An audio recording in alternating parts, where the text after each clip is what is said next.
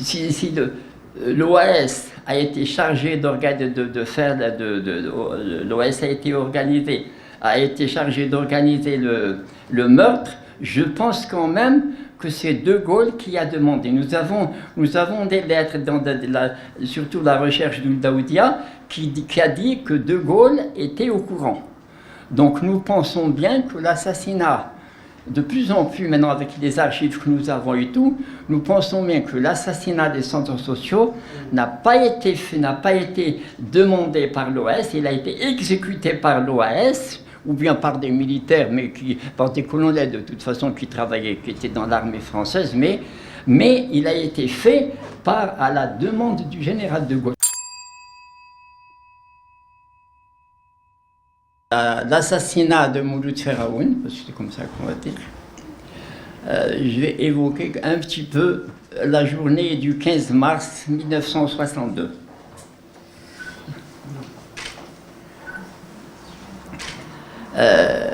Avant d'arriver à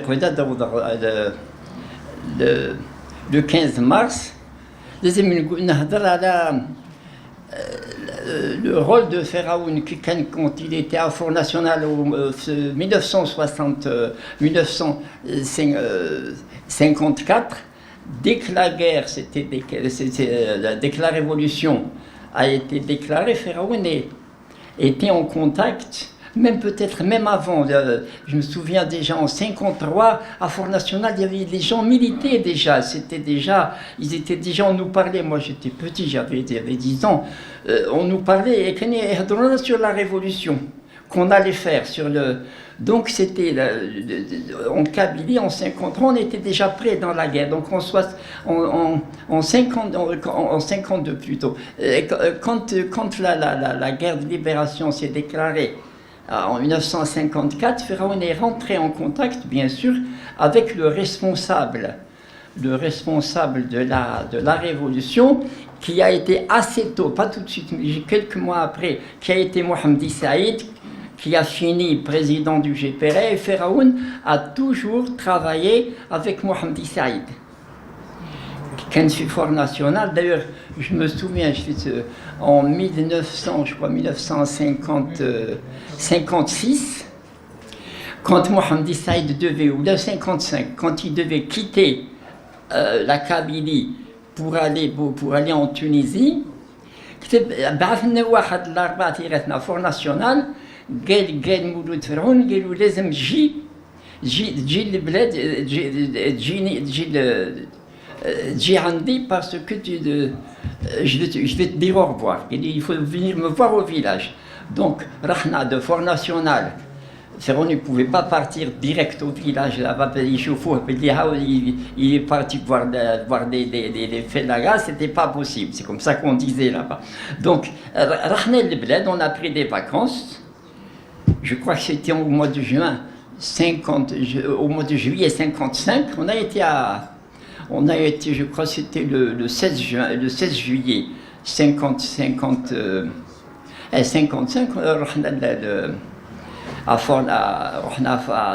Tizi Hibel. Alors la personne avait dit tout à l'heure, Tizi Hibel, c'est Tizi Hibel. C'est Tizi Hibel. Je ne sais pas ce que ça veut dire, mais c'est pas Tizi Hibel, parce que ça pourrait dire autre chose. C'est Hibel, mais je ne sais pas, peut-être que les gens de Tizi Hibel pourraient nous dire ce que ça veut dire, mais moi je n'ai jamais su, mais on dit comme ça. Et même en Kabyle, on dit Tizi Hibel avec un V, voilà. Donc, oui, on était parti à Tizi Hibel, et le jour même, Mohamedi Saïd avait son garde-corps, c'était Matoub, le cousin de Matoub Lounès, qui est le cousin aussi de ma maman. Et donc, Matoub Azouaou est venu, qui était le camp de Mohamedi Saïd, il était venu voir, et tout de suite ils ont su que Feraoun était là, pour dire la vigilance du FLN. Ils avaient su qu'il était au village, ils sont venus lui dire demain matin, on va aller, nous aurons Cheikh Mohamed. Cheikh Mohamed, c'est le saint de Kabylie, tous les hommes allaient le voir. Feraoun n'allait pas voir le saint, il allait voir Mohamedi Saïd, mais on ne pouvait pas dire ça. Il lui a dit, nous aurons Cheikh Mohamed. Feraoun a compris. Donc le matin, il a réuni des gens au village, 4 ou 5 personnes, avec le frère avec Pharaon Idir, son frère. Et ils disent, je vous suis cher Mohamed. Pharaon, ils arrivent en bas vers la rivière, là, vers Oueda ici, pas loin de l'université. Je vais aller à Tizi Ouzou, je vais voir des gens. Il a laissé les gens du village partir, monter avec son frère, c'était convenu, pour aller voir Cheikh Mohamed, effectivement. Pharaon a fait semblant d'aller à Tizi Ouzou. Quand les autres sont partis, il est revenu, il est monté à Tizi Ntlart, là où il y avait Mohamed Saïd, il y avait la cache. Le Tizi Ntlart, c'est le village d'origine de Matoub. C'est là-bas où il y avait le QG de la Wilaya 3. D'ailleurs, je l'ai fait, mon fils Rachid, mon fils Hadel est là, je lui ai fait visiter. On a été visiter le siège de Wilaya 3 c'est une pièce qui se trouve, je crois que c'est une pièce, c'est ça. Moi, je ne suis pas rentré parce que je suis claustrophobe, mais lui, il est rentré dans le souterrain là, une petite pièce où Mohamed Saïd était, d'ailleurs même Krim Bikassem était là-bas avant. Donc Pharaon a vu là-bas Mohamed Saïd pour lui dire au revoir. C'est un petit peu pour situer les choses. Et donc c'était resté. Donc Pharaon était toujours en contact avec lui. Et en 61, les Français, De Gaulle lui-même avait désigné, il voulait donner une nomination à Pharaon, il a refusé. Il lui a dit, bon, je vais te charger de la jeunesse et des sports. C'est une délégation, c'est pas un poste. Tu es inspecteur de l'enseignement primaire, mais Pharaon a dit, bon, je peux me charger de la jeunesse et des sports avec Maurice Herzog. C'était la première fois que la France créait cette direction-là. Et ils ont dit à Pharaon de venir. Quand il a été là-bas, c'était Jacqueline de Gaulle De Gaulle a serré la main à Pharaon, mais Jacqueline de Gaulle a dit à Pharaon, on va t'envoyer comme ambassadeur de France aux États-Unis, c'est pas rien. Pharaon dit, écoutez, là vous me faites peur, je suis un petit instituteur, je ne peux pas prendre ce genre de responsabilité. Ils ont dit réfléchissez. Quand il est rentré il est revenu en Algérie, on était à Salambier, il est rentré donc à Alger. Pharaon a écrit une lettre au recteur pour lui dire ne me prenez pas pour un imbécile. Il a écrit monsieur le recteur, il faudrait, je vous demande d'expliquer en haut lieu que ce genre de promotion ne saurait me concerner. Il ne m'est pas concevable de grimper dans la société à cause du malheur des miens. Il lui a dit directement les choses. Il lui a dit, il ne faut pas me prendre pour un imbécile. Et De Gaulle n'a pas été content. Bon, mais ils ont laissé. Ça, la lettre a eu lieu donc vers le mois d'août. On trouve tout ça dans le journal de Pharaon. La lettre a été envoyée et Germaine Tillon avait quelque temps après organisé des stages d'agriculture en Tunisie, pas en Tunisie, en Sardaigne, en Italie et en Algérie. C'était les pays, la Tunisie était indépendante, elle ne dépendait plus de la France. Donc les 3 pays, et il y avait Israël qui dépendait de la France, donc ils avaient organisé des stages de formation agricole. Pharaon étant inspecteur national agricole, il devait aller dans ces trucs-là. Il a été en Italie, il a été en Grèce, d'ailleurs c'est là où il a fait une nouvelle de voyage en Grèce, et il a parlé de son voyage en Italie et de son voyage en Grèce. C'est une nouvelle qui est sortie dans l'anniversaire, le livre, je crois, qui s'appelle L'anniversaire de Moïse Pharaon. Et donc il devait ensuite aller au Maroc. Dans le cadre, c'est le dernier pays. Ils ont fait l'Italie, ils ont fait la Grèce, et il fallait voir le Maroc. Et quand il devait aller à Israël. Quand il devait aller à Israël, les Israéliens ont cherché au Maroc si Pharaon travaillait avec les Moudjahidines, et ils l'ont su. Et là, ils l'ont dit à De Gaulle. Ils ont dit Pharaon est marge ou FLN. Et j'ai à la maison un ordre de mission que Pharaon avait pour aller en France, que son service lui a donné. Mais pour avoir l'ordre de mission, comme il était inspecteur des centres sociaux, il demandait à son collègue, à Max Marchand, qui est mort avec lui, fais-moi un ordre de mission, il le lui fait direct et il le lui donne. Or, j'ai trouvé dans le cartable de Féraoun, il a gardé cette lettre pendant quelques mois. D'ailleurs, c'est le seul papier que j'ai trouvé dans le cartable de Féraoun quand il avait été assassiné, qu'on nous a rendu ce papier. Il y avait cette lettre où le gouverneur général disait votre ordre de mission a été, j'ai la lettre, hein, d'ailleurs je vais la publier, votre ordre de mission pour aller en France a été supprimé, vous ne devez plus quitter Alger jusqu'à nouvel ordre. Ils l'ont coincé à Alger. Et c'est une lettre qui date de décembre ou là de janvier, décembre 61 ou de janvier 62. Féraoun, ça l'intriguait, pourquoi on me coince? Et il faut dire aussi que Féraoun, à l'époque, donc en 60-62, il avait 49 ans.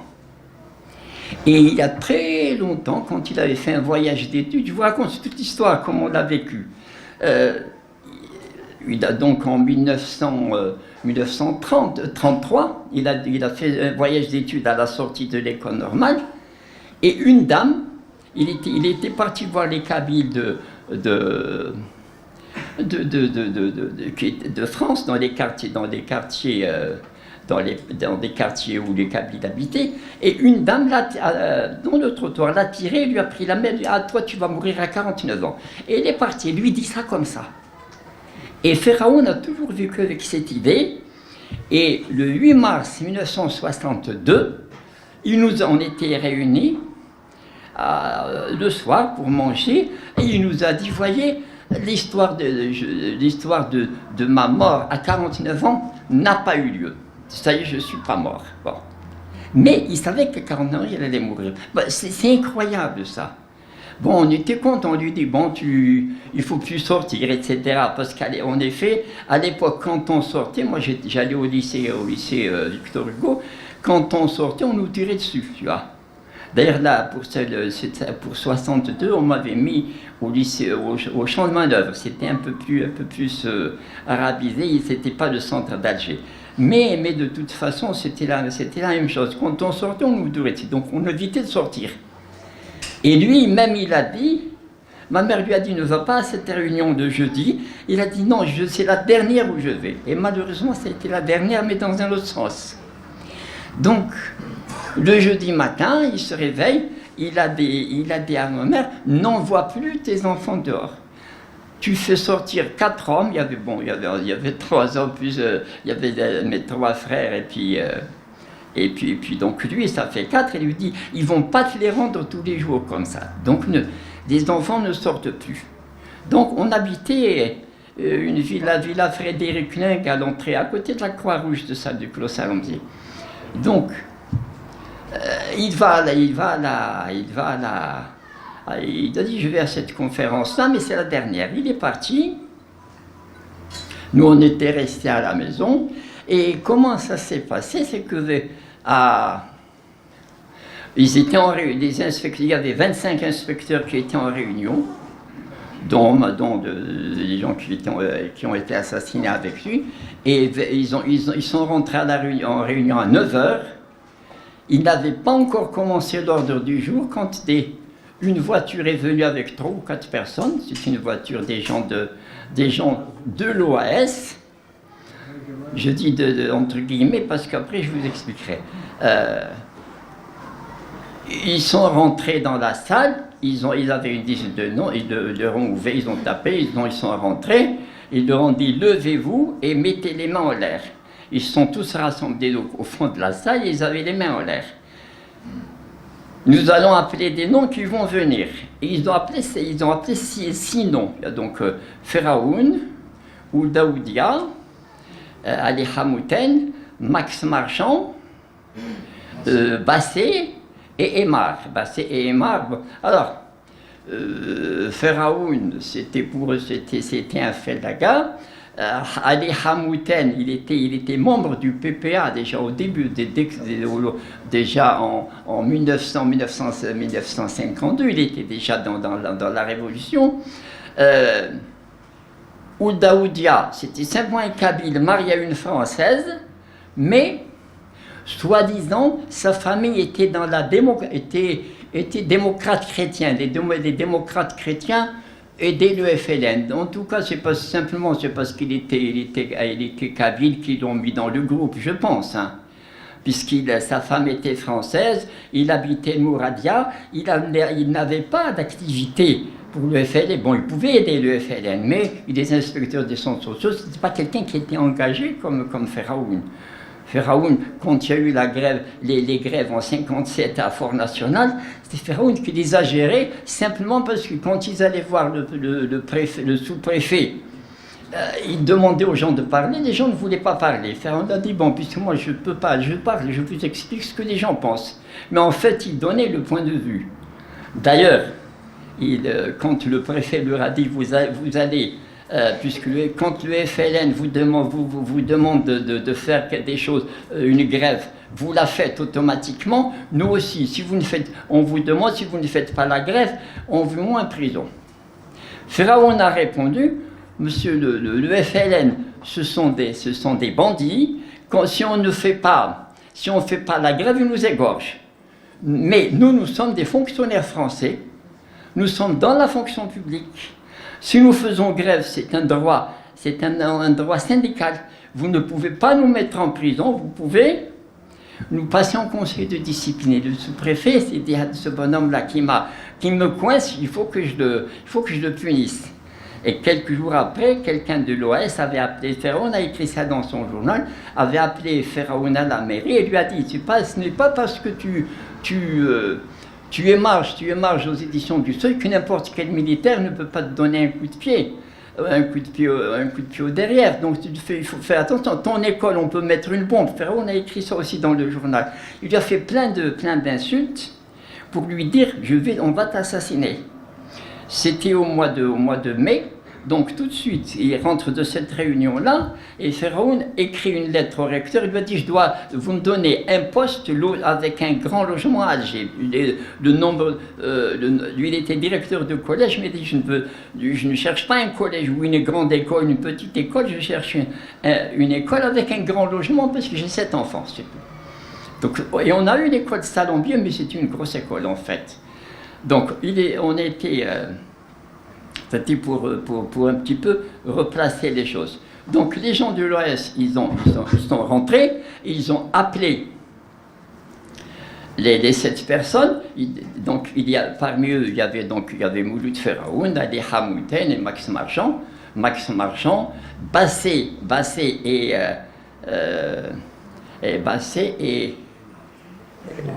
un dernier, là, je viens d'oublier son nom. Comment? Emar, voilà, Bassé et Emar. Les deux Hédou, ils étaient dans des partis politiques qui aidaient le FLN, c'est tout. C'était des gens engagés, les deux là. Ils les ont réunis, ils ont mis c'était un coin une maison comme ceci, ils ont mis 3 Français là, 3 Algériens là. Par terre, il y a un fusil mitrailleur là.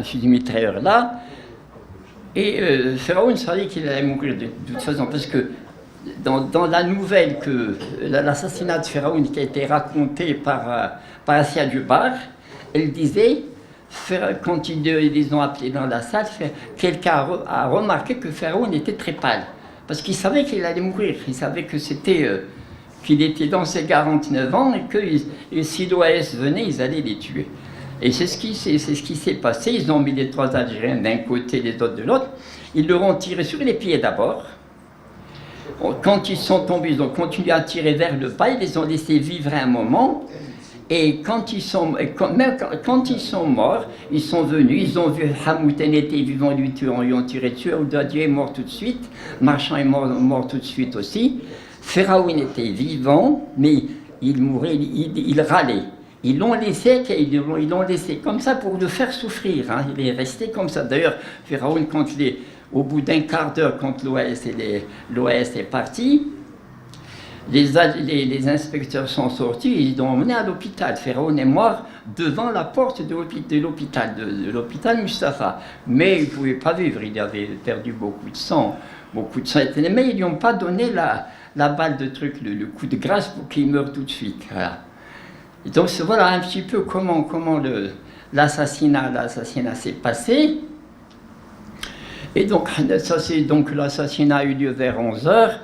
À midi, quelqu'un, M. Bouzid, qui travaillait à l'éducation nationale, d'ailleurs c'est Ferraoun qui l'a rentré 2 ou 3 mois avant au rectorat d'Alger, est venu, il nous a dit, écoutez, ce que tu as entendu, il y a eu un attentat au ministère, un attentat au rectorat.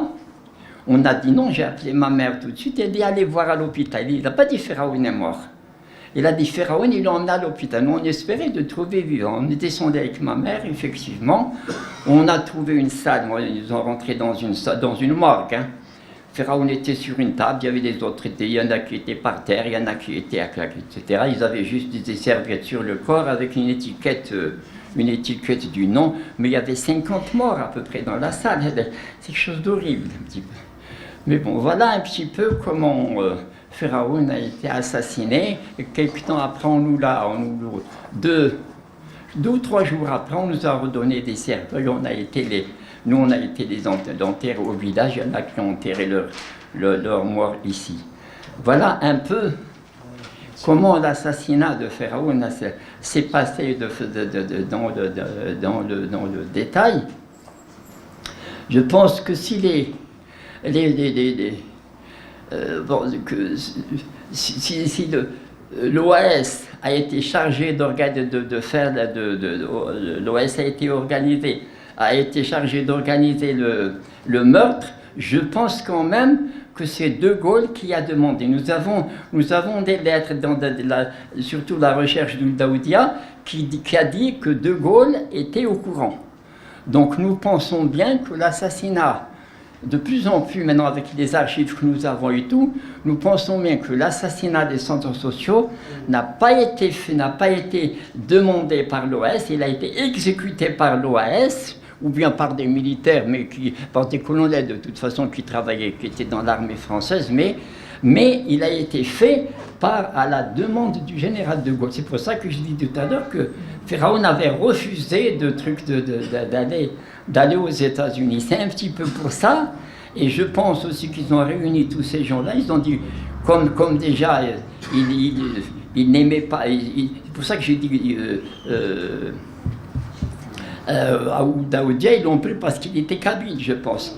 Et d'ailleurs, ils ont fait ça de façon un petit peu même raciste, les Français d'un côté et les Algériens de l'autre. C'est un petit peu, ils ont été jusque-là, jusque ce genre de choses-là, qui est un petit peu ridicule. Mais c'est le gouvernement français, c'est le général de Gaulle qui a demandé l'assassinat de Château-Royal, l'assassinat de Mouloud Ferraoun. Et ça, je tiens à le dire pour que ça se sache. Parce que ce n'est pas un événement avec n'importe. Ferraoun il a évité d'être assassiné, parce qu'à un moment donné, quand on sortit, je vous dis, on nous tirait dessus, ils avaient tiré sur quelqu'un à côté de lui à la Grande Fosse. Donc après, Ferraoun s'est taillé tout de suite. Donc voilà un petit peu ce que je voulais raconter. Voilà, je vous remercie de m'avoir écouté. Et bon, que je laisse la parole à l'autre personne qui va parler.